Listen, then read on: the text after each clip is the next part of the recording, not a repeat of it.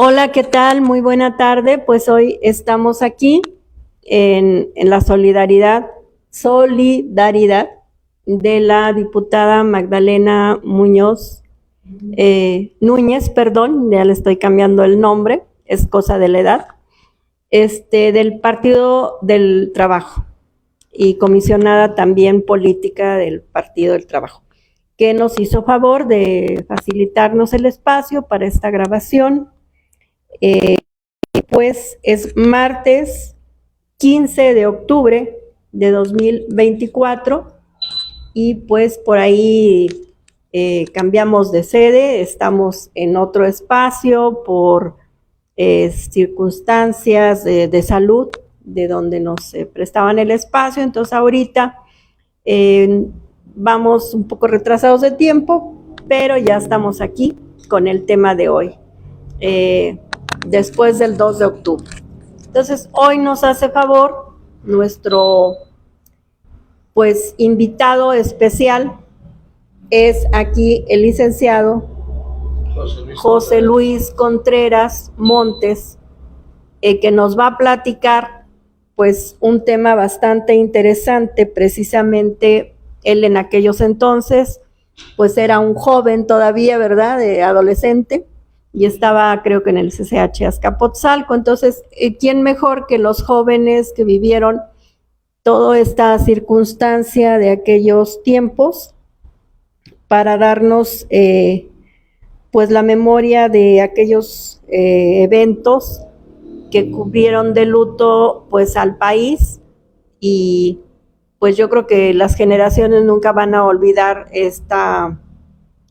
pues este atropello, ¿no? No solo a los derechos, sino precisamente pues a la juventud, que es el futuro de cualquier sociedad, y pues que fueron masacrados, pues nada menos y nada más, ¿verdad?, que por el Estado. Entonces, bueno, les recuerdo en su canal SIC Tertulias que se puedan suscribir para apoyarnos en este proyecto que es pues hecho con la idea de traerles ponentes especialistas en los temas. El licenciado es abogado laboral, en otra ocasión nos acompañará con temas laborales, pero hoy, por favor, José Luis, ¿qué nos vas a platicar sobre después del día 2 de octubre qué ocurrió? Gracias, José Luis, por estar aquí. No, al contrario, gracias, compañera Angélica. Para mí es importante poder transmitir una experiencia también pues bastante dolorosa e incluso en algún tiempo traumática por lo que a uno le correspondió vivir exactamente el 10 de junio, ¿no? Antes de plantear los aspectos, diría yo, centrales de los hechos concretos que se dieron el 10 de junio, quisiera plantear un contexto en el que se va a dar esta situación. En primer lugar, recordar que el movimiento estudiantil en el país ha sido participante en gestas muy importantes para el país a lo largo de la historia. Ya en aquellos tiempos precisamente de CCH, yo soy primer generación en el CCH de Azcapotzalco, y ya en esos tiempos me toca hacer un estudio precisamente del movimiento estudiantil, arrancando desde el siglo antepasado, donde se veían ya muestras de cómo se movían los estudiantes. Me tocó entrevistar a uno de los líderes de la lucha por la autonomía en la universidad en aquellos tiempos, a gente que estuvo participando en la lucha del Politécnico por los internados que se dio también, y muchas otras formas de expresiones menores, pero que conforman parte de la historia del movimiento estudiantil. Ahorita no es el tema, por eso señalo algunos aspectos que me parecen importantes. Una parte que va a ser central en en el caso de cómo se llega primero al 2 de octubre, es una profunda crisis educativa que vivía el país. Los jóvenes empezábamos a arribar a tener que asistir a los centros educativos medios superiores y superiores, y esos centros estaban totalmente obturados en ese momento, no había espacio, hoy no hay espacios, en aquel tiempo se repetía. También no había espacios para poderle dar a los estudiantes, a los jóvenes, esa posibilidad de llegar a las prepas o a las vocacionales en el caso del Politécnico, y entrar a una carrera universitaria o en el Politécnico, etcétera. No había toda la gama de sistemas o subsistemas educativos que se crearon después para seguir enfrentando el problema de la saturación de esos niveles, y eso conformó una gran crisis educativa. Y en el caso del Estado, el Estado nunca ha dejado, salvo estos sexenios del 18 para acá, nunca había dejado de querer privatizar la educación. Y esto significa golpear a los profes de los sistemas educativos de preparatoria y universidades, y también, obviamente, a los estudiantes.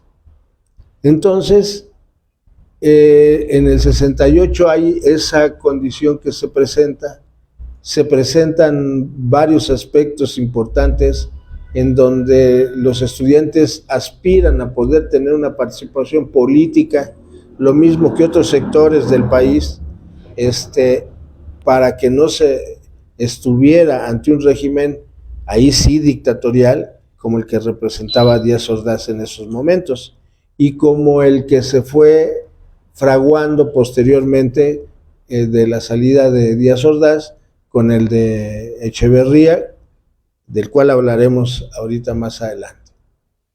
El caso es de que los enfrentamientos que se dan, la forma de enfrentarlos del Estado, no fue con diálogo, no fue sentándose a platicar, fue a balazos, a bombazos. Esa fue la mentalidad que tenía Díaz Ordaz.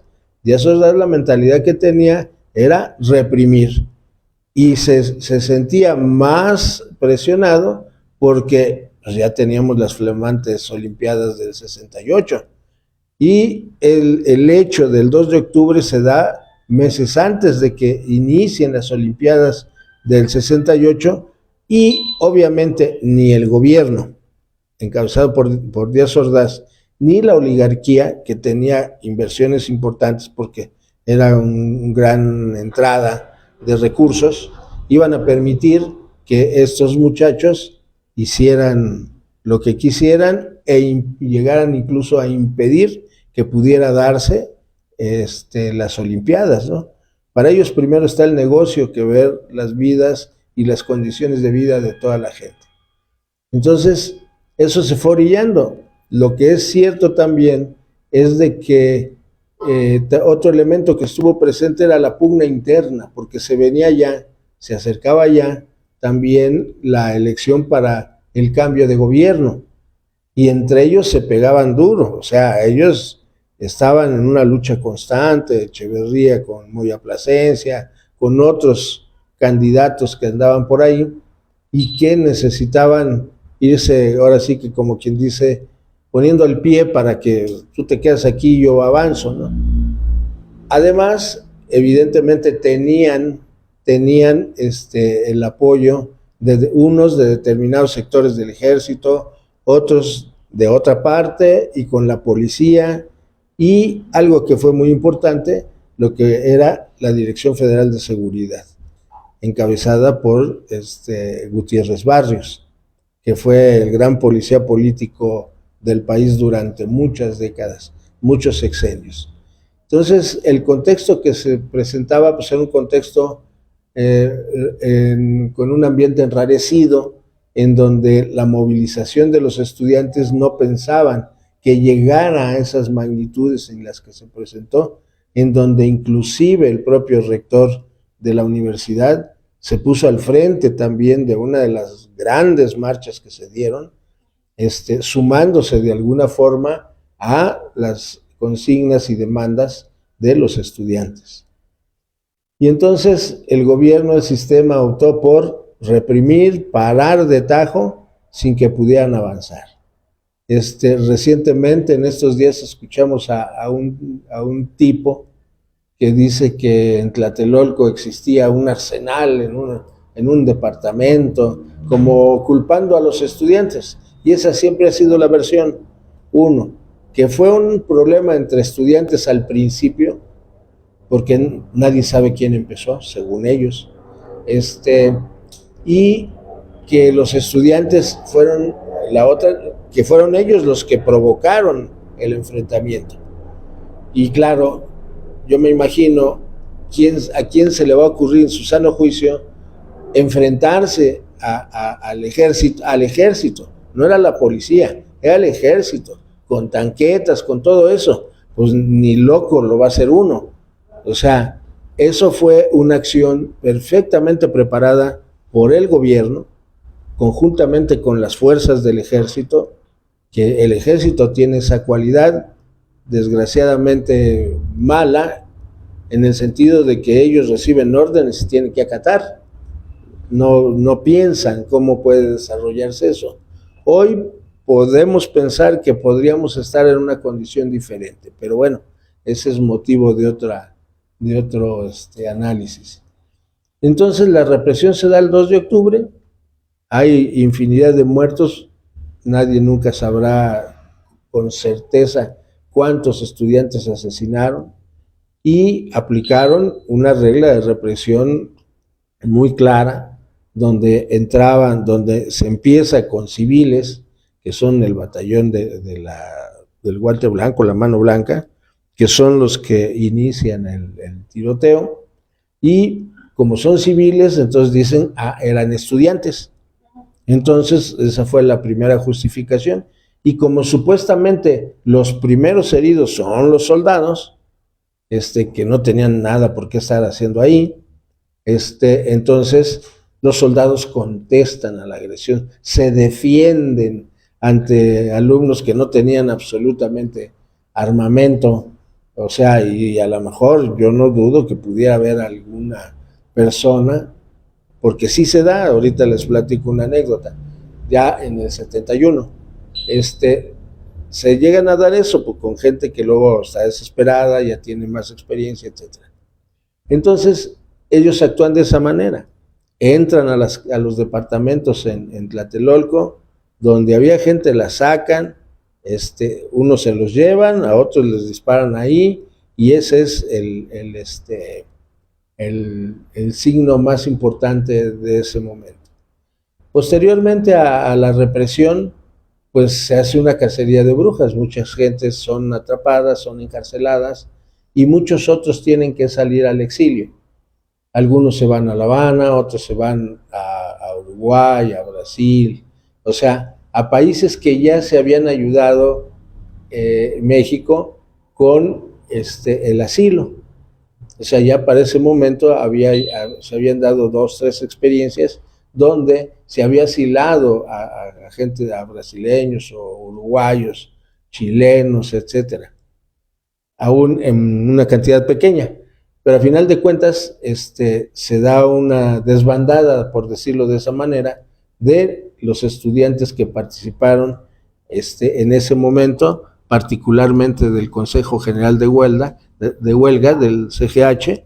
Entonces, esa va a ser una parte importante que va a dejar huella, y que, recuerden ustedes, la represión, porque hay algunas tesis que sostienen algunas personas, que sostienen que pues, hay que pegarle más al pueblo para que reaccione. No, la represión es para intimidar, la represión es para meter miedo, la represión es para que jamás vuelvan a moverse. Vean ustedes ejemplos también importantes, el movimiento ferrocarrilero de Vallejo en el 58, los reprimen de manera bestial, los mandan por todos lados y entonces desbaratan la esencia del movimiento. Y díganme, desde el 58 para acá, ¿qué movilización importante volvieron a hacer los ferrocarrileros? Importante.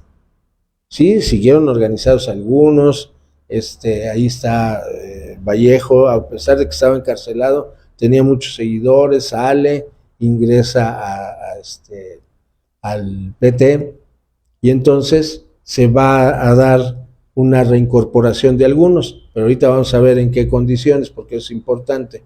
Entonces, ese desmantelamiento, digamos momentáneo, pues surte sus efectos en la población. La población, a muchos de nosotros, que en aquel tiempo éramos jóvenes, no, ni te pares por ahí, no vayas a esa marcha, no vayas acá, no protestes, no digas nada porque te van a matar. O sea, era el sentido del miedo, del terror que se impuso, ¿no?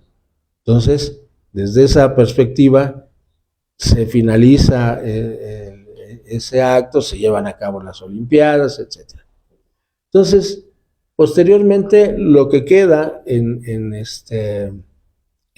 CGH se sigue manteniendo de alguna manera, pero ya sumamente débil, con poca influencia en algunas facultades, en algunas escuelas, pero a final de cuentas pierde la fuerza que había tenido en algún momento, ¿no? Y ahí, bueno, pues muchos compañeros del CGH pues entran presos, gente como Pablo Gómez, gente como varios más que ahorita no recordaría toda la lista, ¿no? Y los otros que se fueron al exilio. Entonces, llega obviamente el 69, ya con eso, digamos, aplacado por la represión, y para el 70, que va a ser el cambio presidencial, va a entrar Echeverría, pero Echeverría entra con una cara de democrático, con una cara para seguir aplacando y engañar a la gente de que con él iba a haber democracia, que había casi que pedirse perdón, la reconciliación, como ahora lo manejan los de la derecha, ¿no? Ay, debemos reconciliar, sí, pero ahora que perdieron, ¿no? Pero cuando ganaron, eran unos miserables, ¿no? Entonces, ¿qué pasa ya para el 70? Pues obviamente gana Luis Echeverría y lanza luego dos cosas principales: la reforma política y la reforma educativa.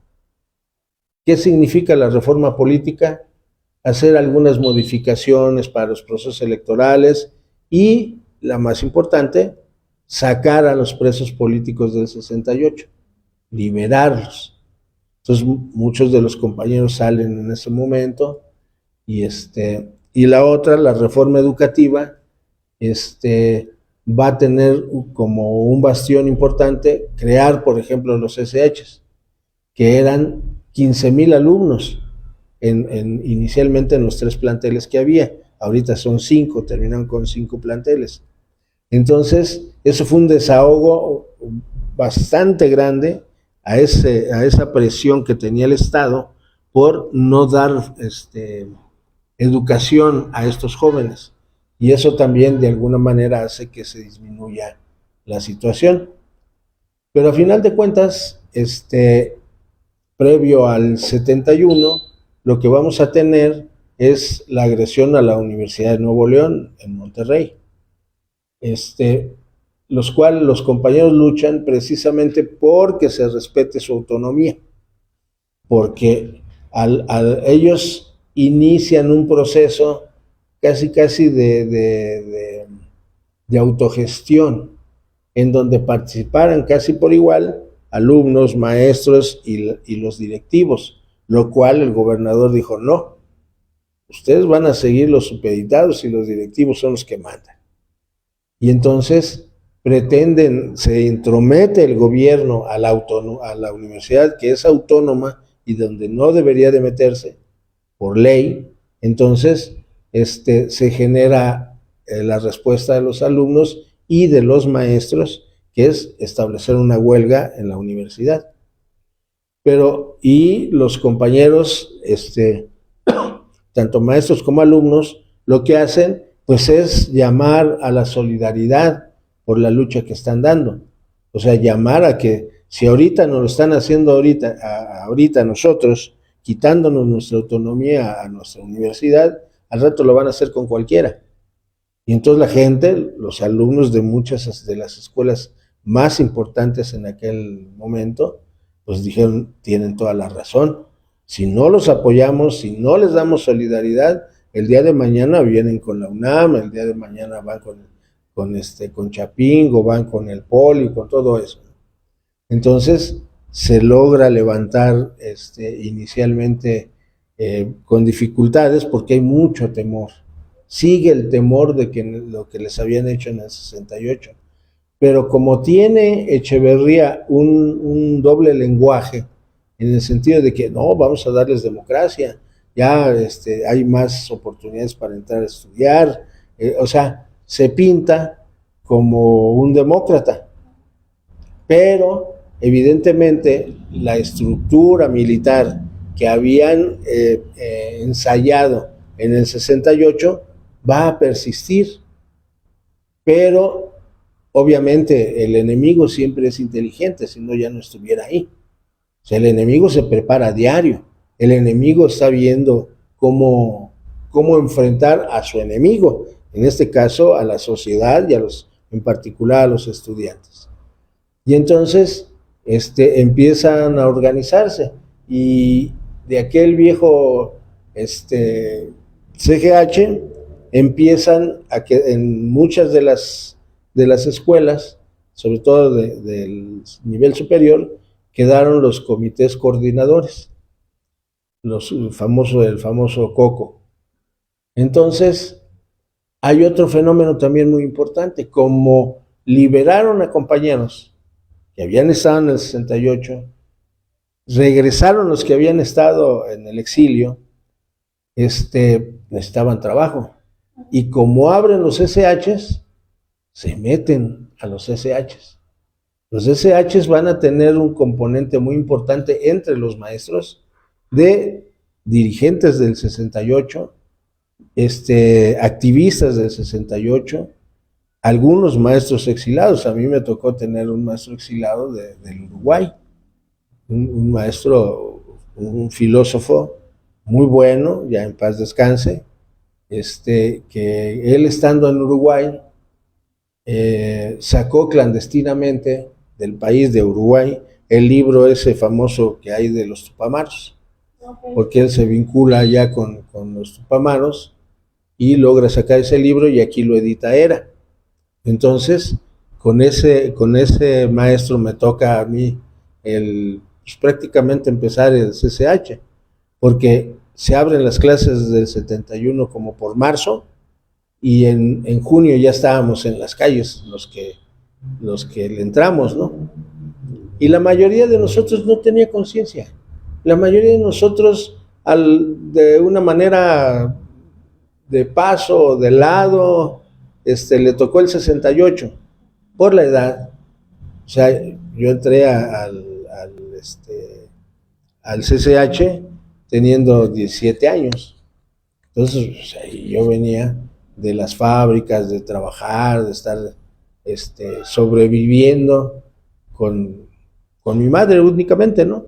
Entonces, mucha de esa generación se va a nutrir de ese tipo de alumnos. O sea, éramos los rechazados. Si no se hubiera abierto los SHs, seguiríamos siendo los rechazados de aquel tiempo. O sea, recuerden ustedes que el famoso pase para entrar, el examen para entrar, estaba muy amañado, muy amañado. O sea, prácticamente se escogían, pues a los, por decirlo de esa manera, algunos los cerebritos, algunos los que tenían la influencia, y los otros pues sí alcanzaban.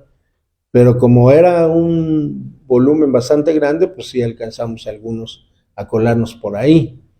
Pero esa era la situación. Y la ventaja que tenía el sistema del CCH, que era un buen sistema, porque el sistema con el que empiezan los CCHs es un sistema de pensar, de discutir y de investigar.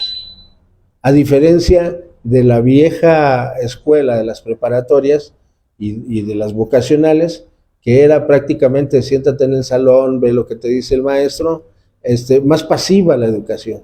Y en los SH fue más activa. Fue más activa y dio resultados que tuvieron que cancelar el programa inicial de los SH y ya no lo expandieron. Y entonces tuvieron que abrir después los bachilleres, los CONALEPs, para que pudiera otra vez, porque es un ciclo, otra vez poder hacer que entraran más alumnos al nivel medio superior. Y después al superior, bueno, es otro problema. Entonces, los SH tienen ese sistema nuevo en todos lados, porque, y más para uno que iba de la secundaria, con uniforme todavía de casi de militar, y casquete corto y todo, porque si no, no entraba uno a la escuela, cosas así, a llegar vestido como uno vestía normalmente. Y encontrarse con maestros. Yo el primer maestro que me encontré, también un excelente compañero, todo greñudo, todo de mezclilla, y todos nos veíamos y ¿quién es? ¿De qué se trata? Y luego dice, a ver, pongan todas las mesas, muevan todas las mesas alrededor, así nos vamos a sentar. Y nosotros, oye, ahora que ya no es así en filita, así como estaba siempre, no, o sea, desde esas pequeñas cositas, sino en círculo. Y lo primero que hace es hacernos que leamos.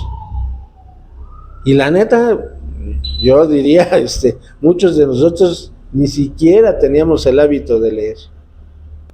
Y si leíamos, pues eran los cuentos, pero lectura en serio, no.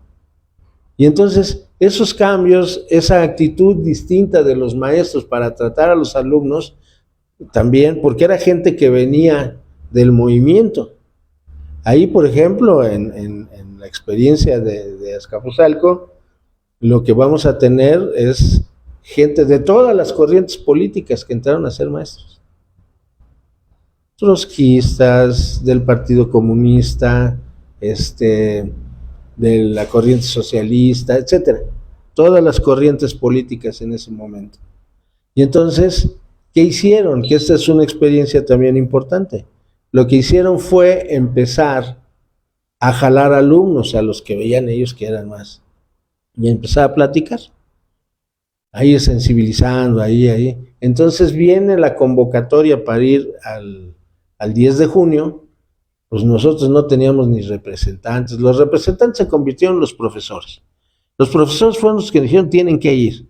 Y nos empezaron a explicar el 68. Y nos empezaron a explicar lo de Nuevo León. Y nos empezaron a explicar por qué era necesario que se luchara. Y entonces empezó a crecer la motivación. Ahora, otra cosa también es que entre los alumnos había hijos de gente de izquierda, del partido, de todas las corrientes también. Y entonces empieza a haber una acción entre profesores y compañeros que había compañeros de altos dirigentes del Partido Comunista o de alguna otra organización, que eran los compañeros de nosotros, y entonces ellos atizaban también y el maestro impulsaba. Entonces nos invitan a ir, nos ponemos de acuerdo. Yo casi no podía asistir a las reuniones porque yo trabajaba en la tarde, yo era del turno nocturno de 5 a 9, entonces me era muy difícil bajar acá, ahora sí como decían en la grillería con los chavos, porque pues no me daba chance, yo tenía que trabajar, y ahí ya me encontraba algunos otros, y luego hacían brigadas en la mañana para ir en la tarde, y entonces ya empezó uno a sensibilizarse. Y obviamente, en muchos casos, a los alumnos les decía a su familia, no vayas, no puedes ir. Y entonces empezó a darse una especie de brote natural, si se puede decir, o por instinto, de rebeldía ante esa orden, ¿no? Que no hagas nada, quédate aquí, no vayas, es malo, te van a matar, y todo eso, ¿no? Entonces, mucha gente empezó a rebelarse. Los contingentes de los SHs llevaron un bolón de gente. Pues eran un resto de alumnos en cada uno de los planteles. Y entonces eso hizo que el CCH, por primera vez, que era el primer año, bueno, ni tenía el año de existencia, ya estaba ahí, ya estaban presentes. Y entonces ya como se pudo, gracias a los profesores, nos organizamos y avanzamos para ir ese día a la marcha, el 10 de junio, ¿no? Ese día hasta pedí permiso en el trabajo para salirme antes, pero mi familiar, que era mi hermano mayor, me dijo, nada más vas y vas a ver la pela que te pongo. Pues, está bien, total no voy a estar aquí. Entonces, lo que sí es importante es que de alguna manera, sin mucha conciencia inicial de lo que de fondo significaba ir a una marcha primero, segundo, del contenido de la marcha, pero cuando ya se estaba ahí, uno se imbuía del ambiente de compañeros que ya eran más grandes o que estaban en las universidades, etcétera. Y bueno, ahí va uno, sin saber mucho de las causas, ¿no? Unos que otros, los que eran hijos de gente de izquierda, sí sabían bien, tenían más idea. Y uno, pues ahí, vamos a ver qué. Y así empieza, se nos cita en frente de la escuela de biología, ahí en el casco del Politécnico, y de ahí toda la marcha se metió sobre Avenida de los Maestros. Lo primero que observamos es que todas las calles, porque la Avenida de los Maestros solamente tiene calles del lado izquierdo, abiertas. Todas las calles, porque del otro lado está una primaria, está una secundaria y estaba la normal. Está la normal, así está cerrada del lado derecho y abierta del lado izquierdo. El problema es que todas las callecitas, todas, estaban resguardadas por granaderos. Nadie pasaba ni salía. Entonces ahí vamos. Perdón. Y resulta que de repente empiezan a aventar cohetes o palomas, como se le llama. Y entonces inmediatamente la gente se apanicó, luego, ya unos ya se querían ir, no. Ya los otros nos dijeron, no, son puros cohetes, no hay problema. Cuando entrábamos a Avenida de los Maestros, que nos toca, ya adelante iban los compañeros de economía y otras facultades, ¿no? Ya casi dando la vuelta, mientras que nosotros entrábamos a Avenida de los Maestros, los otros ya casi daban la vuelta sobre San Cosme. Entonces, seguimos caminando, avanzando, agarrándonos entre nosotros para que no hubiera miedo, aunque siempre hubo. Y luego las calles cerradas, y de repente ya no eran cohetes, ya eran balazos. A mí me toca la balacera casi llegando a la puerta donde se entraba a la normal superior, a la normal de maestros, perdón. Y de las callecitas donde estaban tapadas por los granaderos, se empiezan a abrir los granaderos y empiezan a dejar entrar los halcones. Todo bien pensado, todo paz, entonces empiezan a golpear, a entrar, a meterse. En un primer momento se les rechaza, pero ya cuando sacan las armas, ya fue una cosa distinta. Entonces mucha gente se mete, muchos se enfrentan sobre San Cosme, otros tratan de meterse a las callecitas y los rebotan, otros lo que hacen es tocar en las puertas de las casas y mucha gente los deja pasar, los deja entrar. Cuídense, métanse aquí. A mí me toca entrar hacia la normal, y en la normal ahorita está toda tapada. Antes tenía aberturas hasta donde está la iglesia. Hay una iglesia ahí. Y había gente en los techos con rifles. Y entonces desde ahí, desde donde está la estación de San Cosme, hasta el final de la Normal, que era una entrada hacia una primaria grande que había ahí. Y entonces empiezan a disparar. Entonces, y había unas jardineras, pues sí, altitas, pero de pura piedra. Entonces, ahí de repente cae un muchacho que nunca supe quién fue. Y nunca se me va a quitar la escena después de que me enteré de lo siguiente. Está herido, pero nadie se acerca por él porque entraban las balas. Y no sé, yo, valiente, quién sabe. Pero yo me metí arrastrando, lo jalé, vámonos, para sacarlo de ahí. Pero lo que hoy me arrepiento es de que lo subí a la ambulancia. O sea, entró, pues quién se iba a imaginar, entró la ambulancia para llevar heridos, etcétera. Lo metí y ya después me entero que entran al Rubén Leñero y al ¿cómo se llama? El otro, son dos hospitales ahí pegaditos. Entraron a rematarlos.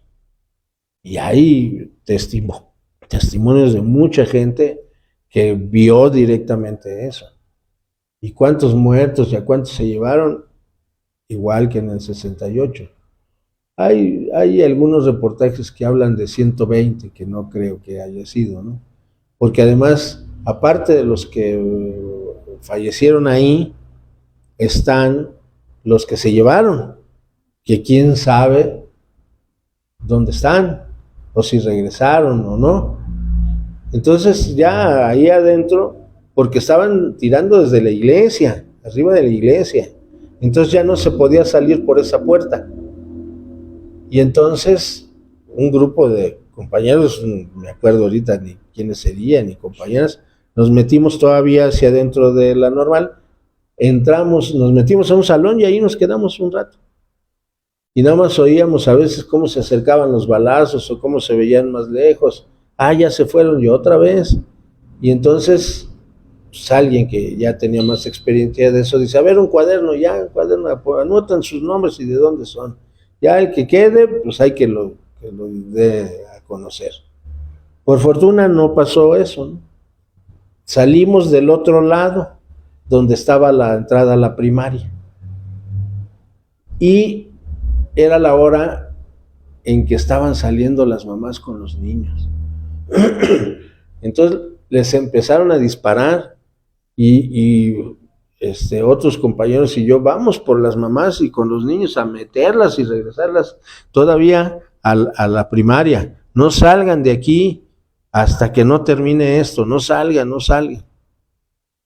Y después de eso, ya como a las 7 u 8 de la noche, pues ya me fui a mi casa, ya no había nada que hacer, yo no sabía qué hacer. Ya me voy, yo vivía enfrente de la refinería ahí en Azcapotzalco. Y desde ahí me fui caminando hasta allá, pero como un zombie, porque yo no alcanzaba a entender qué había pasado. ¿Por qué mataban a la gente? Y así me fui, llegué a la casa y todos me vieron, estás blanco, y yo me valía, yo estaba amarillo, verde, lo que fuera, ¿no? Y así pasó un tiempo y como 2, 3 semanas yo iba a la fábrica y me la pasaba sin comer, no le hablaba a nadie, no, estaba mal. Y entonces ya cuando regresamos normalmente a la escuela, pues a buscar a gente, yo buscaba a ver quién está activando, qué vamos a hacer y todo, ¿no? Y muchos estábamos así, y poco a poco las distintas organizaciones políticas empezaron a conformar sus equipos de trabajo.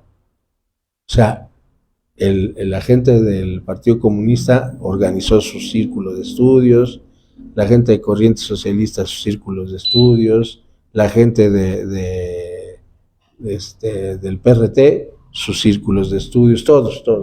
Yo pertenecía a una organización que en ese momento no era no era conocida, no era clandestina, pero no era de los partidos famosos.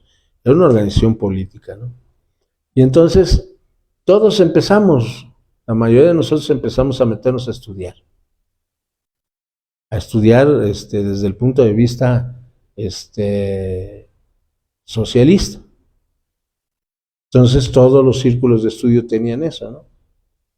Entonces, yo no sé, a mí siempre me ha gustado ayudar a la gente, aunque no concuerde con él, pero si se trata de ser solidario hay que serlo.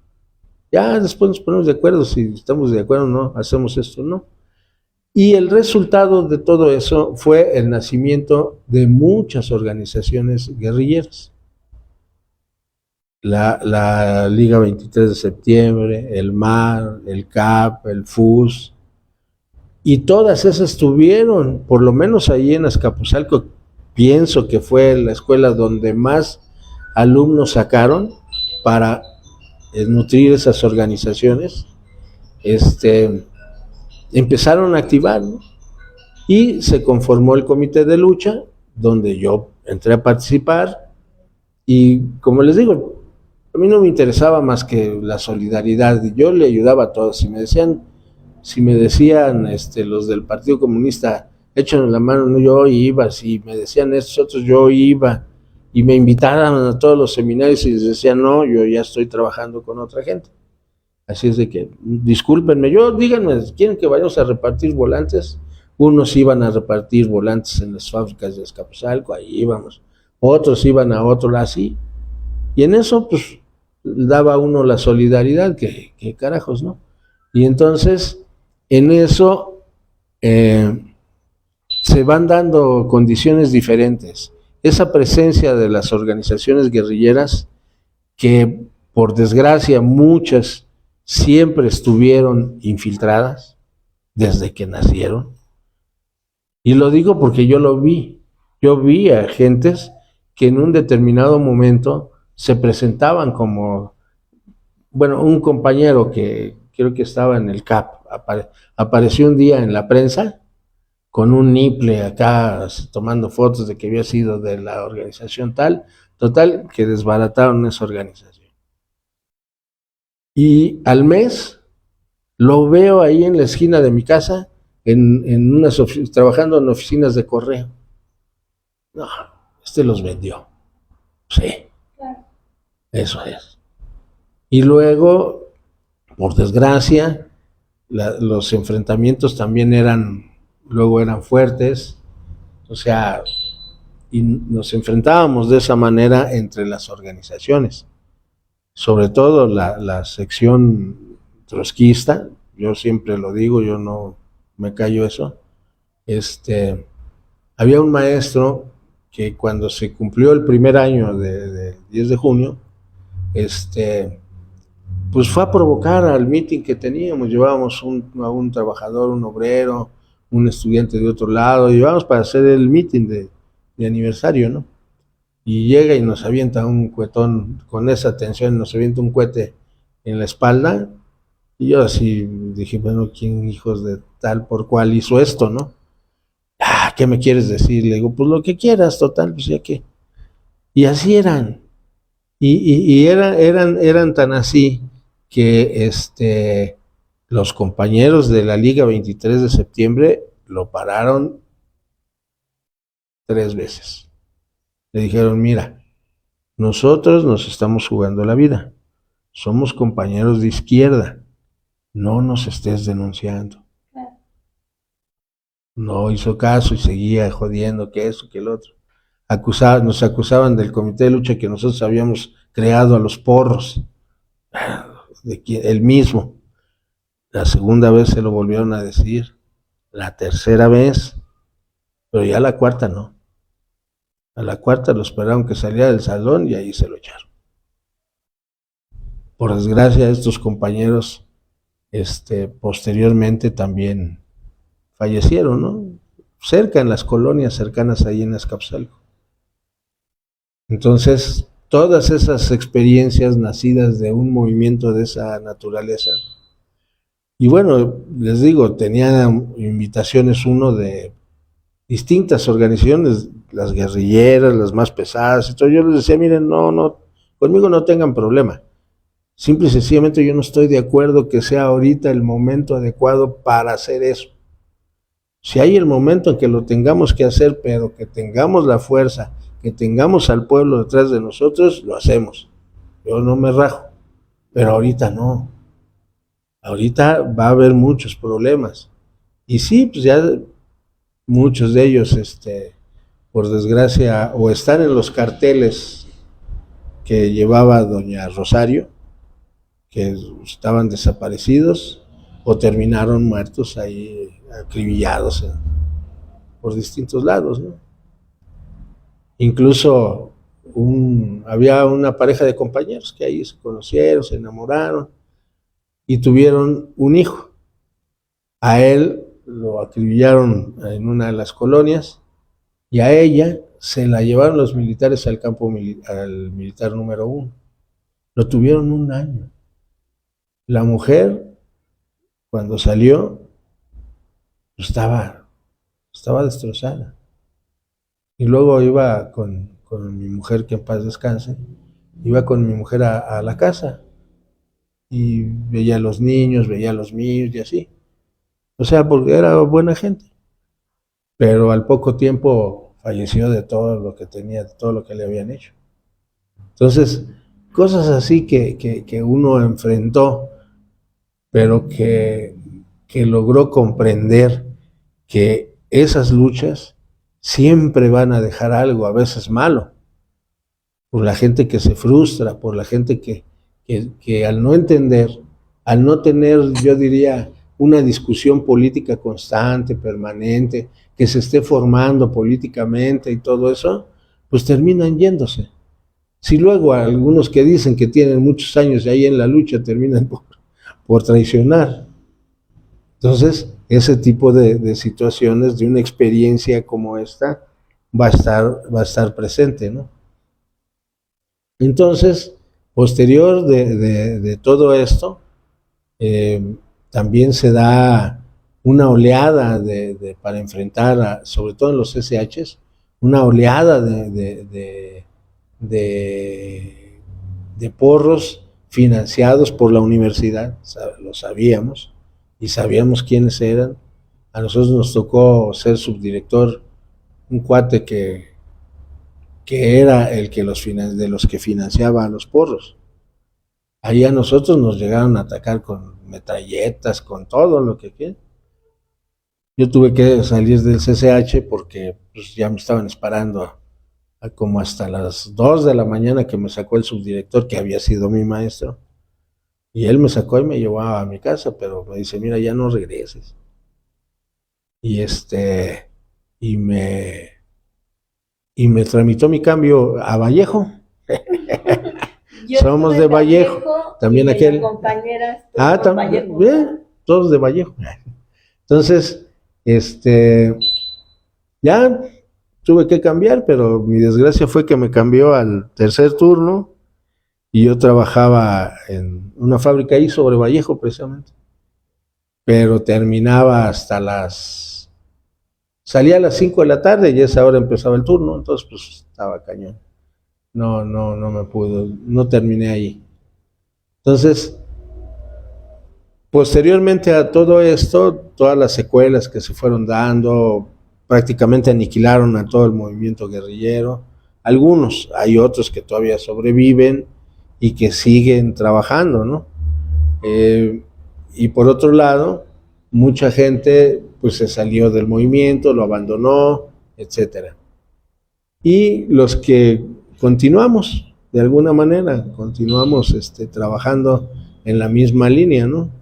Hoy, junto con mis hijos, trabajamos en hacer este tipo de videos que son muy importantes para que la gente conozca, para que la gente se forme, para que la gente critique, para que la gente diga. Eso es lo importante, que la gente pregunte. Y ya no se queden como siempre, luego nada más ven, pues sí pasó eso, ya y muere ya. Con lo que dice la tele. Sí, no, o sea, sabemos que los medios de comunicación masivos han sido una de las partes fundamentales de la clase dominante para controlar al pueblo. Hasta ahora que se están enfrentando a una realidad diferente, ya está aniquilado, o se está aniquilando eso, ¿no? Entonces, por otro lado, ya finalmente el 10 de junio se sigue conmemorando. Yo pienso que cada vez con menos fuerza, con menos ímpetu, porque pues el tiempo luego no pasa en balde, ¿no? Pero algo que me da gusto, y creo que a todos nos da gusto, es de que esa generación de los 70s, del siglo pasado, hoy está llegando a puestos importantes. Claudia es del CCH Sur, el de los periodistas Álvaro Delgado es del CCH Naucalpan, y varios de los que hoy figuran con buena presencia y de progresistas o de izquierda, pues están hoy, nos toca estar de alguna manera al frente de lo que estuvieron en otro momento aquellos maestros que nos ayudaron a tener conciencia para el 71, ¿no? Los que venían del 78. Y entonces, estos esfuerzos como el que hace la compañera Angélica y todos los demás, pues es algo muy importante. Es algo que debemos de promover, debemos de difundir. Y bueno, con esto terminaría. Tal vez faltan más cosas. Hay mucho material muy bonito, con fotos, con experiencias, que le permitirían a la gente ir a esas fuentes para recrear también directamente con las fotos, con todo, ¿no? Esta es apenas una experiencia de uno, ¿no? De miles que estuvieron ahí. Entonces, el recuperar nuestra historia, el recrearla, tanto para no cometer los mismos errores, como para no dejar de luchar. O sea, de alguna manera a esta fecha, yo estoy convencido que el 18, o sea, el año 18, dio un cambio importante. Y un cambio importante que debería de permitirnos para nosotros, que no ni somos de Morena, ni somos de nada, lo digo, los compañeros, mis hijos, otros compañeros, para nosotros es una gran coyuntura que tiene toda la izquierda. ¿Para qué? Para ir a las fábricas a trabajar. Eso lo hacíamos hace muchos años. Ahora la izquierda se dedicó a estar en el Congreso. La verdad, tenemos que ir a las calles. Como decía, ¿cómo se llama? El propio Andrés Manuel. Hay que estar en las calles con la gente. No que ya te subes de diputado, senador, hasta de regidores, ¿no? Y ya te ponen, o de concejal, te ponen te dan apenas un centavito y ya te subes y te mareas, ¿no? No, el chiste es no alejarse de la gente, no alejarse del pueblo. Y en eso hay muchas lecciones, ¿no? Muchas lecciones.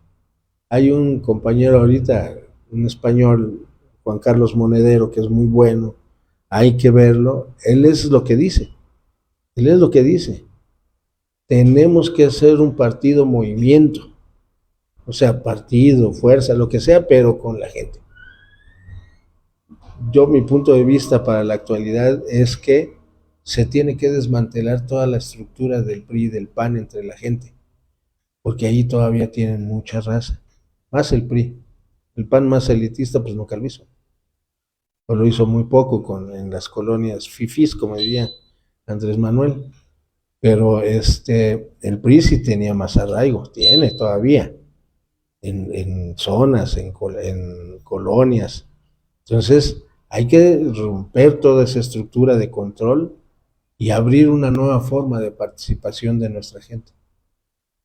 O sea, lo que es la democracia participativa. Dejemos la de las elecciones nada más. Esa ya vimos que no sirve. Lo único que hace es dejar arriba a la gente, que luego termina por abusar y traicionar al pueblo. No, hay que ir abajo. Yo pienso que debería de ser obligación que todos los senadores, los diputados, en la medida de sus tiempos y su agenda de trabajo en las cámaras, debería de estar una vez al mes en las colonias, en los lugares donde lo eligieron, que la gente los vea, ir a preguntar, oye, ¿qué falta aquí? Y juntar y ver, y donde se pueda hacerlo. Y donde no, pues esto es un proceso, porque mucha gente quiere todo mágico, ¿no?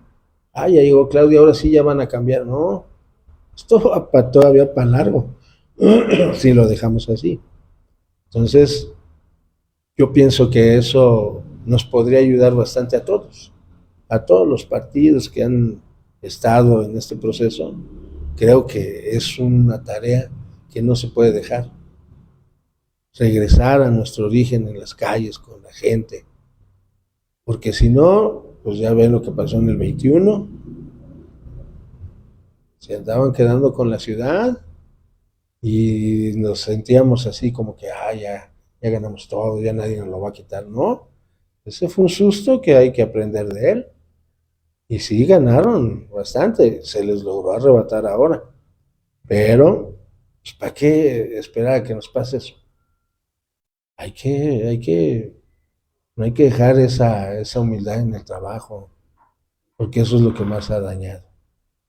Entonces, pues yo les agradezco y perdón que los haya aburrido, pero luego así es la historia medio aburrida. No, no es cierto, es apasionante siempre.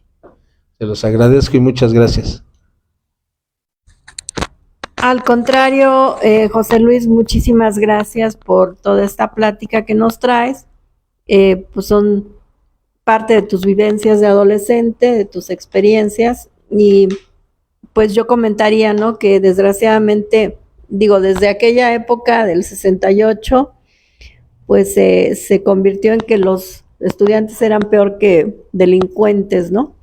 Era casi una vergüenza ser estudiante porque la gente, la misma sociedad, pues los señalaba, ¿no?, como culpables porque pues así se les tomó desde, digamos, los medios de comunicación, periódicos, exacto, radios y demás, y obviamente el gobierno, ¿no?, quien financiaba esto. Entonces era un poco, pues, como vivir señalado, ¿no?, satanizado por la misma sociedad. Desgraciadamente, a 56 años del 68, pues ahorita con esto de Ayotzinapa, todavía, y digo pues penosamente, ¿no?, los estudiantes siguen siendo vistos por mucha gente de la sociedad, aunque se dice de izquierda, como estabas comentando, como pues maleantes, ¿no? No vamos a entrar por ese camino, pero bueno, sí hubo ahí una estigmatización, ¿no?, de parte del presidente anterior hacia estos jóvenes.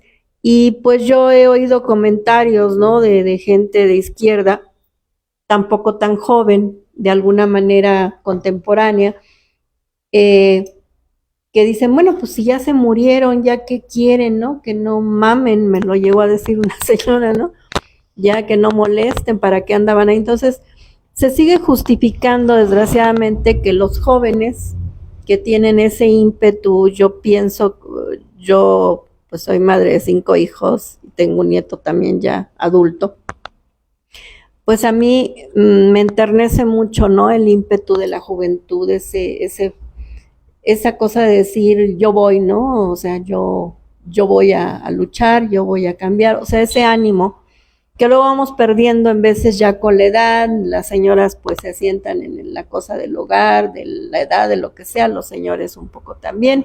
Entonces la juventud es ese semillero, ¿no?, de ímpetus, de valor, de valentía, de luchar, ¿no?, de cambiar las cosas, y es apagado desgraciadamente pues por el Estado, básicamente, y yo creo que pues la sociedad es la gran culpable, ¿no?, que dice, no, pues ahora sí que para qué se metieron, en vez de ayudar. Ahorita que mencionabas precisamente esto de la reciente creación de los SHs en aquel entonces, del 71, digo, aparte de que era un hermoso proyecto, ¿no? Cuando iniciaron, pues te acuerdas que eran 4 turnos, muy buenos, yo iba en el primero, entonces era muy padre porque, ajá, no, Fifi era Claudia que iba en el sur, yo era del CCH Vallejo, el más feito, el más úchala, ¿no? Me refiero a que un bonito proyecto porque ahí se abarcaba todo en menos horas y había 4 turnos y había más capacidad, ¿no? Pues ya ves que eso cambió después. Entonces, eran jóvenes, yo creo que con mucho entusiasmo, los que fueron agredidos por el Estado en el 68, en el 71 y todas las demás ocasiones que hemos visto que han sido masacrados, limitados, torturados, desaparecidos, bueno, demás, traumatizados simplemente. Y creo que ahorita que como comentabas de tu participación en el 71, si yo pienso, ¿no? Te quiero preguntar a ti, ¿tú qué opinas que has vivido todo eso? Si todas las protestas, ¿no? Todas las, diríamos, lo gremial, lo campesino, lo estudiantil, ahora pues las víctimas, ¿no? Porque en aquellos entonces no había esos movimientos, se unieran, o sea, se apoyaran, yo creo que se notaría más ese apoyo en vez de señalarse, no, pues aquellos porque andan ahí de metiches o porque están ahí que no tienen que hacer o para qué se robaron ese camión. Por ahí también he oído esa situación, ¿no? Que pues ellos tuvieron la culpa por agarrar ese camión. Entonces digo, bueno, los de Ayotzinapa. Entonces, ¿no crees tú que viviste aquello que sería más fructífero socialmente, que nos pudiéramos sentir parte todos de lo mismo y luchar todos por mejorar, por crearnos conciencia, o sea, por ayudarnos, como decías, que se te hizo esa situación pues más allá de que si tú eres de una ideología y yo de otra, pues la solidaridad primero, ¿no? Y creo que la solidaridad, pues ahí se ve, ¿no? En estas marchas que pudieran, por ejemplo, las feministas, ¿no? El 8 de octubre.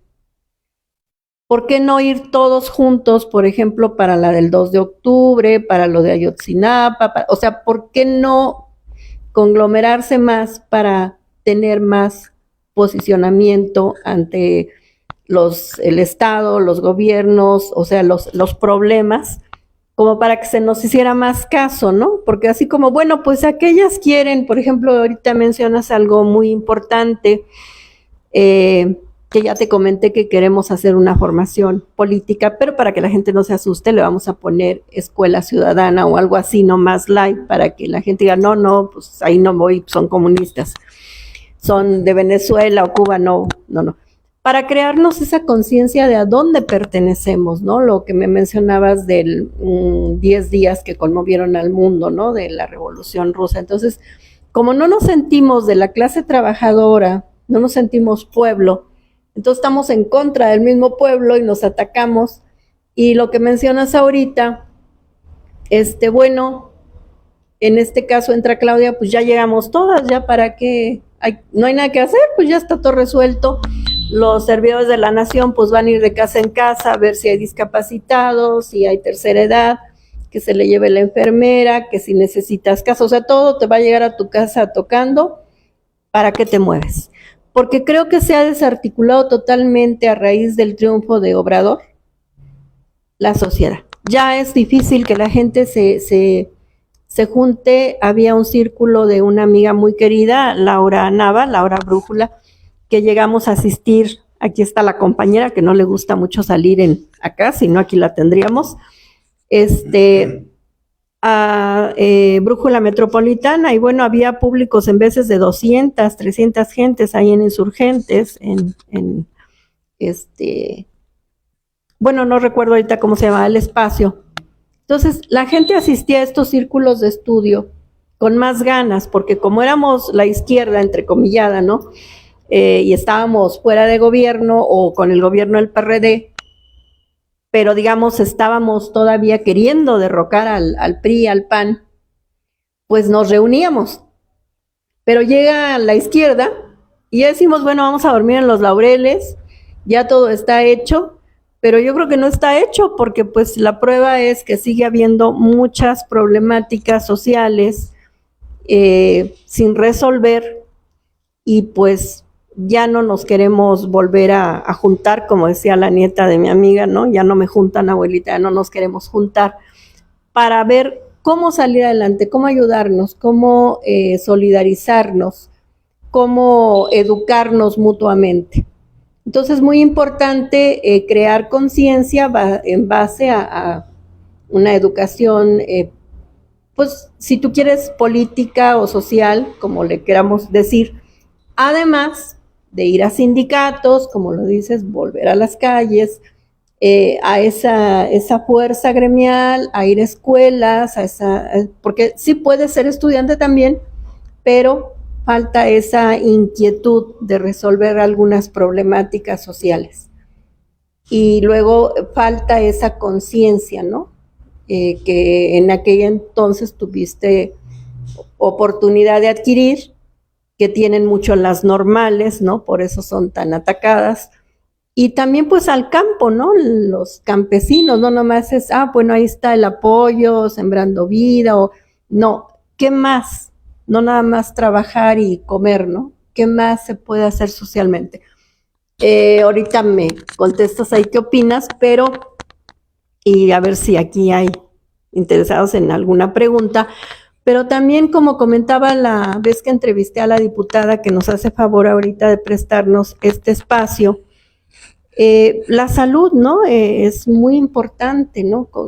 Por ejemplo, acá el Partido del Trabajo, bueno, sí tuvo esa inquietud de los CENDIs, que también es un muy buen y hermoso proyecto. Entonces, hay mucho que hacer, pero ¿cómo se entera la gente que no sabe que existen estas cosas? ¿Cómo va a llegar? Hay lugares que yo digo, a lo mejor soy como San Andrés, ¿verdad? Tengo poca fe y hasta que no meta los dedos en la llaga, pues no voy a creer. También se habló cuando entró Obrador de una cartilla moral, algo así se llamaba, que iba a llegar hasta la puerta de la casa. ¿Te llegó a ti? No. ¿Le llegó a la compañera? No. ¿Le llegó a la compañera? ¿Le llegó acá al joven compañero? A mí no me llegó. Entonces digo, bueno, esta cartilla moral se promocionaba, nos iba a llegar a todos. Y yo pensaría que estaría monón, y sobre todo también, pues, por ejemplo, al ejército, a los policías, a los trabajadores del Estado, o sea, todos, no nomás al que no está en su puesto. Y por otro lado, ahorita se dice, pues, que nos van a resolver todo. ¿Será? Entonces yo sí que soy como San Andrés, no Don Andrés, y sí quisiera ver, porque somos un país complicado, diría yo, una sociedad difícil, un poco apática, aún a la fecha, aunque haya habido casi 36 millones de votantes para Claudia, no es el 100% que participa, entonces somos un poco apáticos, y pues eso también nos lleva a que no tenemos luego esa inquietud de tener conciencia, de saber como por qué tendríamos que ayudarnos o por qué tendríamos que entender, como te decía, del asunto de la formación, ¿no? Pues, ¿qué es el anarquismo? ¿Qué es el socialismo? ¿Qué es cada cosa? Porque como no sabemos con qué se comen las palabras, pues nos asustamos de todo, ¿no? ¡Ay, son comunistas! ¡Uy, no! Ave María Purísimas, ¿no? Entonces, nos hacen falta muchas cosas, más allá todavía, creo que es insuficiente todavía el que haya ganado este proyecto de Morena, aún con su segundo piso. Creo que la sociedad, como bien lo dices, pues tenemos mucho trabajo, aunque muchos como que siguen ahí en casa esperando al servidor de la nación. Tenemos que jalarnos unos a otros y pues hay que entrarle. Los viejitos que estamos y los jóvenes que están por acá, ¿no? Que ayudan. Pero hay que entrarle, y te decía, ¿qué opinas de esto que te pregunto, te comento? Me es muy importante pues que estés aquí porque eres parte de esa, o sea, el resultado que tenemos ahora electoral, más no social, diría yo, pues Ajá, todavía, estamos todavía pues muy verdes. Pues, ¿cómo ves tú las cosas? Porque tú las viviste, creo que fuiste parte importante, como los que murieron y los que siguieron, de tratar de que fuéramos una mejor sociedad. En aquel entonces, que éramos no sé cuántos millones seríamos, pero pues éramos muy poquitos, y creo que se complica todo más entre más somos. Estamos juntos, pero muy lejos. Ni revueltos ni en serio estamos cerca. ¿Qué opinas, José Luis? Por un lado, y no sé si la compañera tenga alguna pregunta para ti, o la compañera que es seachera también de Vallejo, somos de las que no nos ven muy bien, no somos del sur, pero pues, ¿verdad? ¿Qué opinas? ¿Y qué opinan aquí las compañeras? ¿Tienen alguna pregunta? Yo no soy Mireya. Soy Mireya, ¿sabes? Pero digo, ¿quieres para que te pasen el micrófono, por favor, o quieres acercarte? No, sabes que les cuesta trabajo. ¿Quieres sentarte aquí? Ah, bueno, ahí trae con la sillita, si quieres un poquito más para que esté cerca, y si tú le quieres comentar algo aquí a nuestro veterano de guerra, veterano de lucha, para que no se oiga tan fea, ¿verdad? No, veterano en el buen sentido. Por favor, Mireya. Buenas tardes, soy Mireya Chávez, de aquí del módulo de la diputada Magdalena Núñez Monreal. Bueno, primero, yo no tengo mucha cercanía con estas actividades, porque yo crecí en el estado de Veracruz, entonces no estoy muy familiarizada. Sin embargo, yo considero que fue un movimiento muy importante, y que lo que está sucediendo ahorita es resultado de todas las inquietudes que en su momento tuvieron los estudiantes jóvenes, como nuestro invitado. Sin embargo, yo creo que no le han dado continuidad. Bueno, es mi punto de vista, que no ha habido continuidad de todo esto. Yo creo que es como empezar con un huevito, por decir, que abrió y ahí se quedó. Bueno, es mi opinión personal. Yo creo que no se le ha dado continuidad a todo este movimiento, con todos estos grupos que se crearon en su oportunidad y todo. Como que no ha habido cohesión. Sí, no ha habido cohesión en los grupos, y no se ha dado una mayor empuje. Ese es mi punto de vista personal. Entonces, mi pregunta específica, ¿usted qué piensa de eso? De usted que vivió ese momento, y lo que vivimos ahorita, y lo que hemos pasado. Esa es mi pregunta. Bueno, miren, yo parto de una situación. La vida es un proceso, no es mágico. Las cosas no se dan como uno quiere, se dan como la realidad se da, y uno tiene que aprender a conocer la realidad antes de actuar. Si se equivoca uno en su visión de la realidad, pues se va a equivocar en las respuestas que tiene, o en la alternativa que puede brindar. La falta de continuidad, totalmente de acuerdo. ¿Por qué? Porque el movimiento estudiantil tiene una cualidad: es muy explosivo. De repente se juntan masas, y de repente, si hay una situación como la del 10 de junio o la del 2 de octubre, así como crece, también se baja. Es como una vela, se va bajando, se va consumiendo. Ahora, ¿quién le debe dar continuidad? Todos los que participaron ahí. Pero ¿qué le ha pasado a la izquierda, por desgracia? Incluyéndose uno. Que luego ponemos por delante de las cosas los colores del partido, las ideas, que si no estoy de acuerdo con esto, y eso nos divide con cosas que son superfluas, que no son de esencia. Claro. Y eso ha sido un problema de la izquierda toda la vida. ¿Qué pasa cuando se da lo de después del 71? Por eso hace rato yo decía, la represión sirve para apaciguar, sirve para dividir, sirve para meterle miedo a la gente. Imagínense ustedes el pueblo chileno con 30 años de dictadura.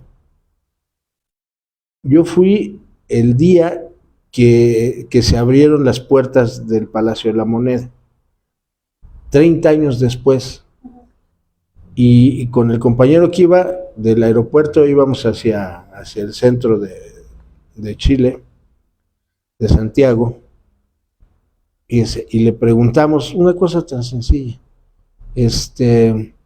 oiga, ¿y cómo ve la situación actual ahora que regresaron a la democracia? Casi molesto, el taxista se volteó y nos dijo, yo de esas cosas no hablo. Tómala. Y dijimos, bueno, ¿qué onda? Salí después a comprar unos CDs que había aquí como vendedores callejeros que estaban enfrente del hotel.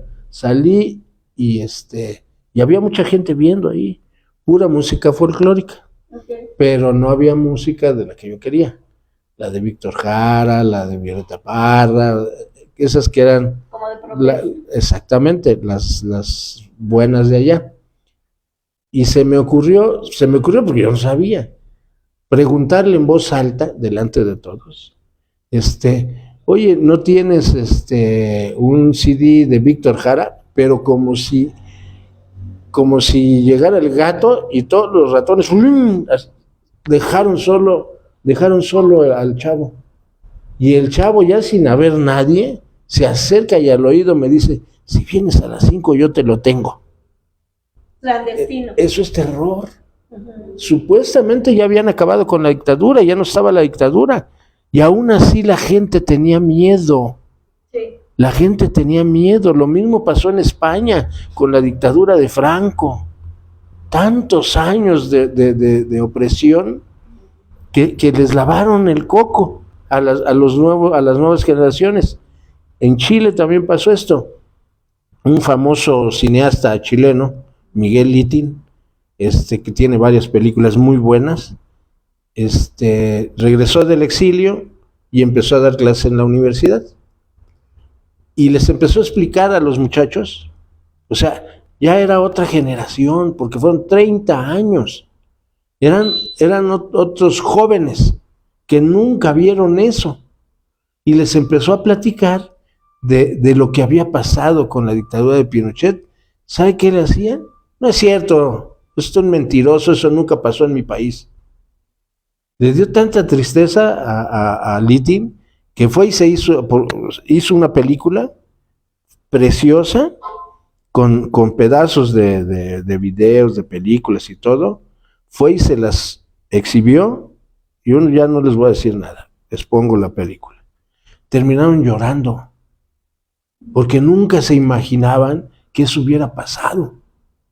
Para que vean el peso, porque ahí en Chile y con Franco era igual. Si veían que a esta casa entrábamos nosotros, el de ahí de enfrente decía, aguas, porque ahí entró gente que parecía sospechosa. Y llegaban de volada y a ver, y vámonos. O sea, entre los propios vecinos se delataban por el miedo, el terror. Ahí tendría la conciencia de clase, ¿no? Exactamente. O sea, tanto tiempo, aquí, en serio, hay que razonarlo bien a fondo. Fueron 36 años, casi lo mismo de la dictadura, en donde nos metieron una ideología individualista hasta el tuétano. Los famosos emprendedores, ¿no? Tú puedes, tú hazlo, tú solo, que nadie te venga a ayudar. Entonces borraron la palabra solidaridad. Claro. Borraron la palabra humanidad entre nosotros. Entonces, Todo eso fueron erosionando de la conciencia de nuestro pueblo y sobre todo de los jóvenes, que ahora les interesa a los jóvenes más estar chateando, estar en la computadora, traer el último celular de moda, se sientan a comer en la familia y todos con su maldito celular en la mano y ni siquiera hablan entre ellos. No se comunican, padres, hijos, nietos, abuelos, todo. Y luego hasta se crean terribles dramas familiares. Yo le digo a mi nieta, porque mi nieta ya sabe manejar mejor el celular que yo. O sea, de veras. Y nos sentamos a comer, deja el celular, se lo tengo que decir así con cuidadito para que, sí, o hacerle una contraoferta para que no haya problema, y bueno, así están hoy. ¿Qué significa eso? Que la lucha ideológica, la lucha de las ideas, es la que nos hace falta por ganar. Claro. Ahorita ganamos un gobierno, una presidencia, pero todavía no ganamos la lucha de las ideas. Claro. Porque mucha gente todavía son burdas, y ahorita ya con poquita conciencia que tengamos, vemos los programas de Alarraqui, vemos a Latinos, vemos a Ciro, a Dóriga, a toda esa bola de gandallas, y todavía convencen gente con puras mentiras, porque toda su vida, todo este tiempo, ellos eran tras el micrófono, ¿y quién les decía algo? Nadie. Y si hablaba alguien para decirle a alguno, pues nunca pasaban la llamada. Pasaban todas las que le convenían. Bueno, porque digo, claro. pagaban, ¿no? Sí, no, y le siguen pagando. Si no, ya no estuvieran ahí. A mí en una ocasión, hace muchos años, cuando fueron las Olimpiadas precisamente en Moscú, me entrevistaron ahí afuera de Televisa, porque le habían quitado una medalla de oro que a un nadador mexicano y que no sé qué. Y habían hecho todo un programa, una propaganda en contra del pueblo soviético, porque todavía eran de la URSS. No le echaron la culpa a los jueces o que calificaron mal, no, es todos los rusos son malos. Sí.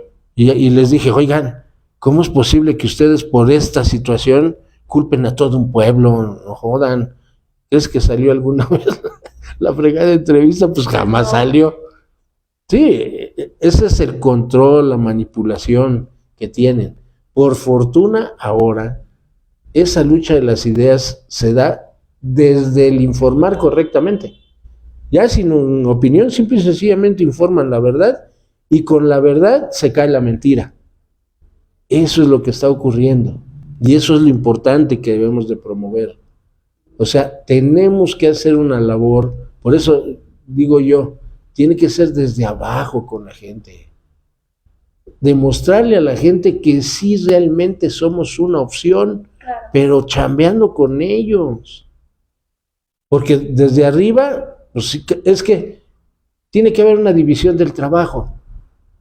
Los que les toque legislar, pues que legislen bien. Los que les toque organizar, que organicen bien. Si no, hace tiempo también, cuando estuvo en crisis cuando iban a meter a la cárcel, lo metieron a la cárcel al Bester del sindicato de maestros. En ese momento estaba en una reunión con varios sindicatos, incluidos los de la CENTE, y les dije, oigan, esta es la oportunidad para que la derrumben, para que rompan toda la cadena de control que tienen las demás secciones. Nunca quisieron. ¿Cómo es posible? Si te dan la oportunidad, encuentras la oportunidad, aprovechala. Ahorita tenemos la oportunidad, en serio, bien o mal, lo que sea, de que podemos tener estas reuniones aquí. En una dictadura, ¿qué vamos a tener esto? Ni en broma. Podemos tener las reuniones, grabarlo, difundirlo, compartirlo. Todo. Entonces, la mentira de que aquí nos controlan y no hay libertad de expresión y todo eso es falso. Empezando por ellos. Si ellos estuvieran, bueno, a la propia Aristegui, hombre, ¿quién la jodió? Calderón, nada más porque dijo que dio la noticia, ni siquiera opinó, dio la noticia de que en la Cámara de Diputados, creo, pusieron una manta que decía que tú le dejarías la dirección del país a un borracho. Con eso la mandó a correr y la fueron. Todos luchamos por ella y ahora nos sale con esto. Sí, porque dijimos, no es posible. Y además tenía una tendencia de dar las noticias mejor. Pero ahora ya todo eso acabó. Se cambió. Y muchos cambiaron de esa manera. Ahora, esa labor de la lucha por las ideas es hacer esto. Es ir con la gente. Es hacer otras cosas.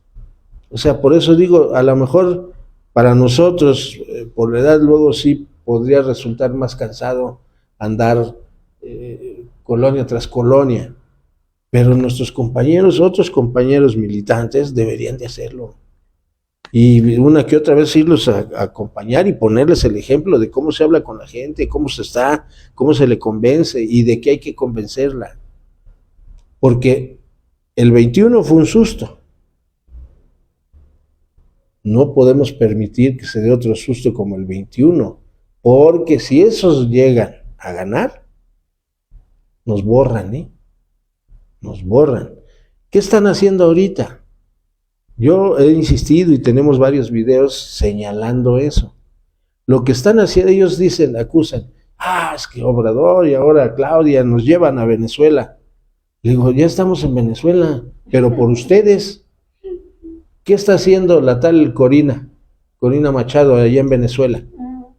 Se está desprestigiando, metió bots, a la mera hora que tenía las boletas no tenía nada, eran falsas, todo eso con tal de pegarle a Maduro y que la comunidad internacional se le vaya a Maduro. O sea, todo... Que sí había un, pues, gran encono, ¿no? Sobre Maduro, de que era falso y todo. Sí. O sea, sí se logró en el momento, ¿verdad? Aunque después se disipó, pero sí había pues esa como que ya querían quitar a Maduro todo, hasta la comunidad extranjera, ¿no? Claro, ¿por qué?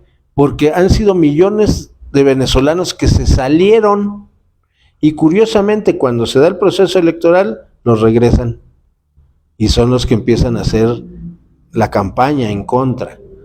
Pero ya hasta renunció el que supuestamente había ganado. Ya declaró en una carta que mandó que él no había ganado, que había ganado Maduro, pero estos siguen,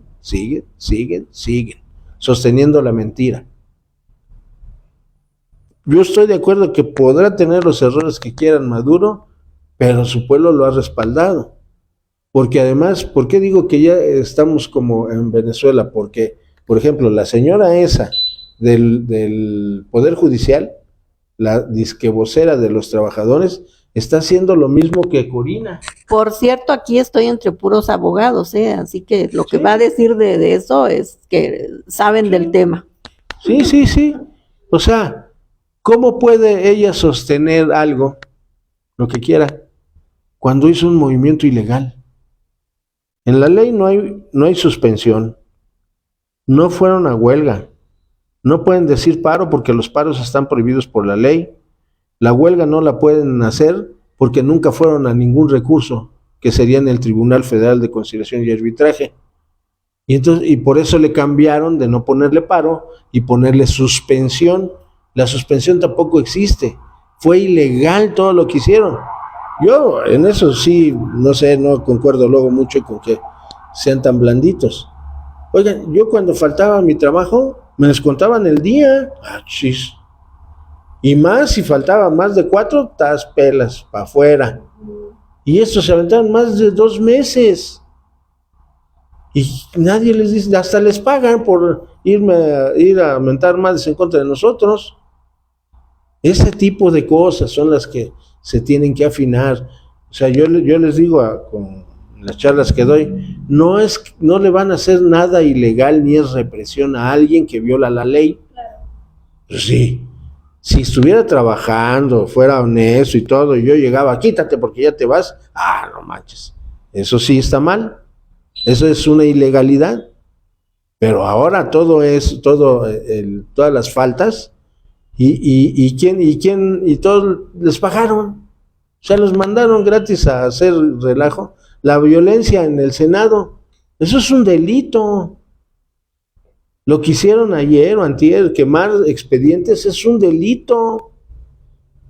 Que a lo mejor hicieron la finta, está bien, pero nunca aclararon que era una finta. Y se veían como expedientes que estaban quemando. Ellos se metieron en ese rollo, pues ellos que aguanten ahora. Entonces, ese tipo de cosas. Entonces, pero hay mucha gente que todavía cree. La señora se aventó el punto de decir en una entrevista: yo no, en los 22 años que llevo trabajando ahí, jamás he visto ¿cómo se llama? Una corrupción. Y le dice todavía el locutor: oiga, pero ni por pláticas que le hayan dicho que tal, no, jamás, nada. Y luego quiso explicar el nepotismo, diciendo que, es que pues ahí entran muy jóvenes a trabajar, están trabajando, se enamoran, tienen hijos, y como entran a trabajar a las 9 de la mañana y se van hasta la 1 de la mañana, entonces pues sus hijos andan corriendo por ahí, los enseñan a foliar los expedientes. Ay, en serio, así lo dijo. Eso es un absurdo enorme. ¿Quién le cree? Pero hay gente que todavía le cree. Porque tienen esa mentalidad. Le metieron a la gente en la cabeza que Andrés Manuel era un peligro para México. Y luego, ahora que es narco, que es narca la presidenta, todo eso. Pero, ¿y cuándo han sacado una sola prueba? Nunca. Y se los restregó siempre. Tráiganme las pruebas, dale, no hay problema. Y en cambio ahorita, si se revisan todo este mes, ya han salido como 3 o 4 panistas ligados al narco. La que agarraron allá en Tamaulipas con 2 toneladas de cocaína. Y nada más le dieron como 5 años o 2 años, no sé cuánto. Luego el otro... ¿Qué tal a la chica Kenia esa que le dieron como 20 años y otros no sé cuántos por un celular o no sé qué? ¿Te acuerdas que cerraba? Sí. Pero como no es... O a la tal güera esa que mató a 2, ¿cómo? Israelí. Mató a 2 israelíes aquí en Plaza, ahí por, ¿cómo se llama? Aquí en San Ángel. Ya la soltaron. Y la soltaron sin que... cubriéndola de que no la vuelvan a detener para nada. Vean, ese es el Poder Judicial. Yo estoy de acuerdo, no todos son así, pero lo que más me enoja es de que si yo no soy así, ¿por qué tengo que aguantar y que estos corruptos me lleven al baile? Yo salgo y protesto, pues ¿por qué? Porque viven amenazados. Claro. Porque son familiares también, que ese es el otro problema. Acuérdate que pues así es en el sindicalismo.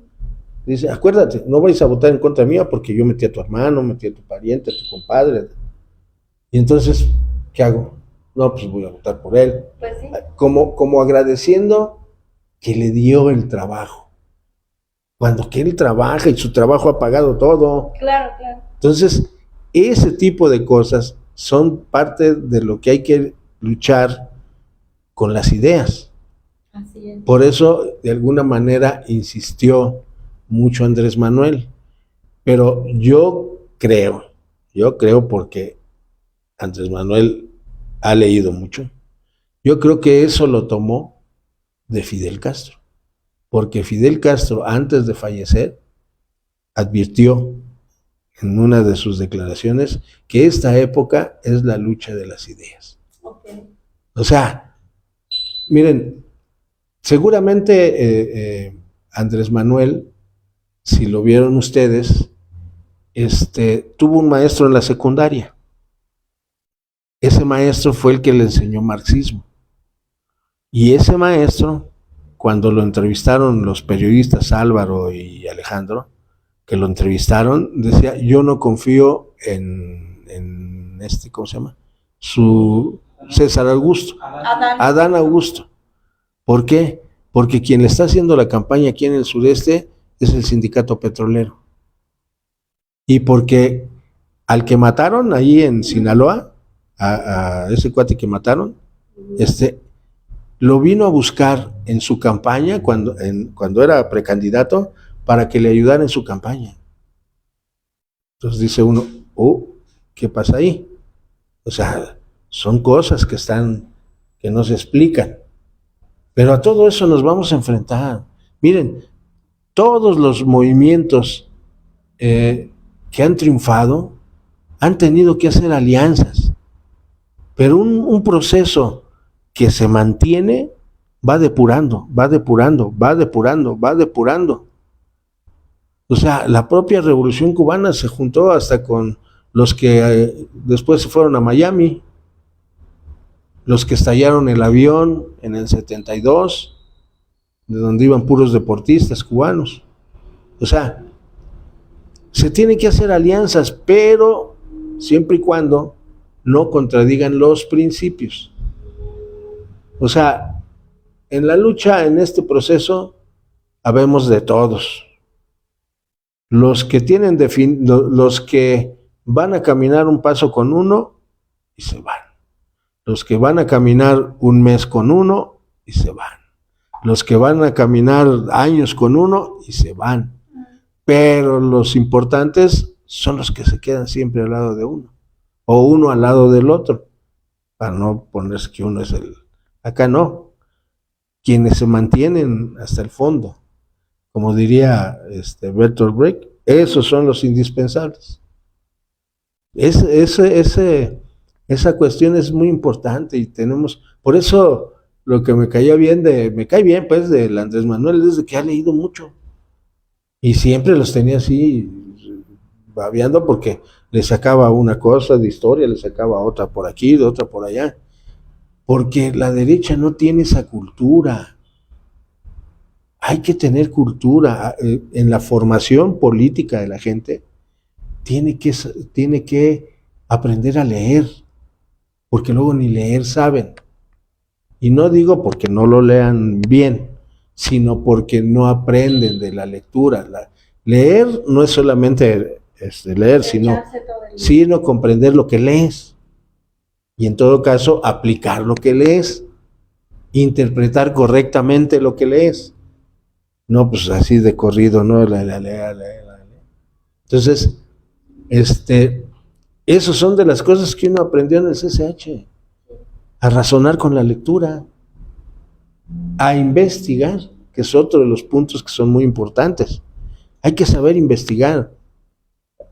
Aquel me cae bien, aparte de ser mi hijo, porque siempre me anda corrigiendo. Antes de que sueltes algo en YouTube, verifica si esa nota es correcta o es una fake news. Ay, sí, no, pues entonces cuesta más trabajo, pero es más importante que se haga así para que no digan, está falseando, está usando pura información falsa, etcétera. Sí. Entonces, eso es lo importante. Hacer la investigación. O sea, luego estos llegan y se presentan ahí en las conferencias, en las charlas, en el Senado con cifras, ¿no? Y luego esas cifras resultan totalmente falsas, las interpretaron mal, las aplican mal. Entonces, por eso se atreven a decir que nada está bien en este país, nada. La economía está tirada, la educación no sirve, la salud peor, todo está mal, porque no se puede analizar realmente cuáles son las cifras que se tienen. Ahora, lo importante de eso es que con eso verifica uno si es o no real. Y si es irreal, a criticar, pero ya tiene un fundamento de por qué no es real. Y no nada más habla uno por hablar. Entonces, la cuestión del seguimiento, yo creo que hay mucha gente que lo ha tratado de hacer, pero las diferencias entre la izquierda nos han pegado bastante. Todavía lo vemos, ayer se bronqueó Monreal, el hermano de Monreal con un compañero del PT que está ahí en el Senado, que porque aquel no, es que no debe de haber senadores de primera y de segunda, y aquel le dice, no, pues es que cuando te tocaba a ti, cuando te tocaba no estabas, pues con eso lo mató, pues sí. Entonces, ese tipo de cosas, ¿no? Siempre hay que hablar con fundamento, mejor calladito, y cuando yo tenga el fundamento hablo. Claro. Pero ¿para qué me pongo de hocico? Para que luego me tiren. Eso no se vale, ¿no? Entonces, la formación política, la conciencia de clase, la organización es fundamental. Nos enseñaron La participación. Sí, con todo esto, si se tiene esto, se tiene una buena participación, si no, no se va a tener. Claro. Sin conciencia, participa uno mal. Sin organización, pues a dónde voy, no sabe ni qué va a hacer. Y con la participación, bueno, a ver, ¿dónde? A mí que me pongan donde yo tenga capacidad de hacer cosas. No me pongas en lugares donde ni sé, porque luego también nos llega a ganar ¿cómo se llama? La alegría, el ánimo de querer hacer todo. Y ya cuando va a un lado no se dio cuenta que pues, de ahí no la hace. Mejor en otro lado, ponme donde pueda ser yo útil, no nada más por querer cubrir algo. Entonces, esos aspectos fundamentales hay que cubrirlos.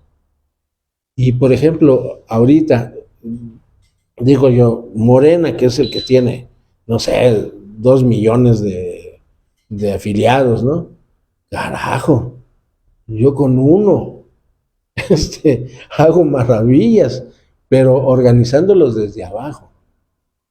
Y lo digo con experiencia de pues, tener, no sé, cerca de 40 años de litigante en materia laboral. Claro. Y aparte porque siempre me ha pasado luego en los sindicatos, hagan trabajo en la base, hagan trabajo en la base. No lo hacen porque ya son generales, ya son acá, y se sienten acá Juan Camaney, y no hacen nada. Y eso les va a pesar después. Claro. Porque llegan, los cambian, y nadie los va a apoyar. Así es. Entonces, formar los círculos de base en las fábricas, en los ejidos, en donde sea. Todos tienen que participar en la formación, sean estudiantes, sean campesinos, sean amas de casa, sean profesionistas, sean empleados, lo que sea. Pero hay que crear esa conciencia de clase. Yo le comentaba a Angélica un pedazo que nunca se me olvida, no sé por qué. En el libro de los 10 días que conmovieron al mundo, de John Reed, hay una parte donde está entrando los batallones rojos de obreros, campesinos, etcétera, a tomar el Palacio de Invierno, y los primeros que los atacan como si fueran sus enemigos, con lápices, con todos, son los empleados, porque se sienten superiores a cualquier trabajador. Así les pasa a estos trabajadores. Les han lavado el coco de que son mejores, son superiores. Y no se asumen como trabajadores. Claro. Deben de tener su conciencia de clase como trabajadores. Los otros magistrados, jueces y ministros, esos se cosen aparte. Esos son los que los manipularon. Claro. Pasa como en los hospitales. Llevamos hace ya muchos años ahí en el Imán, el hospital ese que está ahí. ¿Cuál es el Instituto Nacional de algo así? Me acuerdo, es uno de salud. Ya teníamos al sindicato, estaba puesto, pero se hace una asamblea general y los médicos que no habían participado son los que empiezan a participar, pasan en fila, y cambiaron toda la asamblea porque las enfermeras ven a los médicos como dioses, carajo. ¿En serio? Es una subordinación porque, el médico sabe más. Claro. Sí, está bien, sabe más de medicina, pero no jodas. aquí, y ese expediente lo perdimos, eran como 2,000 trabajadores, o son todavía. 500 tenían los charros y 1,500 teníamos nosotros, y ahí está el expediente todavía, si es que lo tienen, y con eso le dio el gane la autoridad a los de 500.